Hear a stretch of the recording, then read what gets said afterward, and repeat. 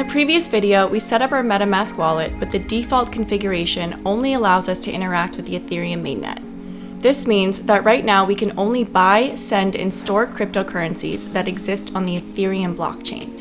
These are known as ERC20 tokens. Naming conventions like ERC20 are used to specify which framework a token uses. Think of it like a blueprint for developers to launch tokens and specify things like the token symbol and basic rules for usage. Each framework is often only compatible with its native blockchain, and transaction fees are paid with the native token. So if we wanted to buy an ERC20 token, we'd pay transaction fees in ETH, and if we wanted to buy a BEP20 token, we'd pay transaction fees in BNB.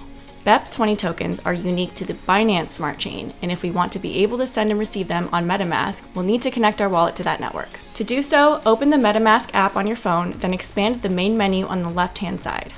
Go to Settings, Networks, then Add Network, and you'll want to pause this video real quick to enter the details shown on my screen. Once everything looks good, click Add, and Metamask should automatically switch over to the smart chain network, which you can confirm here. You'll also notice the currency symbol at the top of your wallet no longer shows ETH for Ethereum, it now shows BNB for Binance. And anytime you want to switch back and forth between the networks, you can do so from the network dropdown. Now that your Metamask wallet is officially set up with both the Ethereum and smart chain networks, you're ready to send and receive cryptocurrency. If you're not sure how to do this, join me in the next video to learn, and I'll see you there.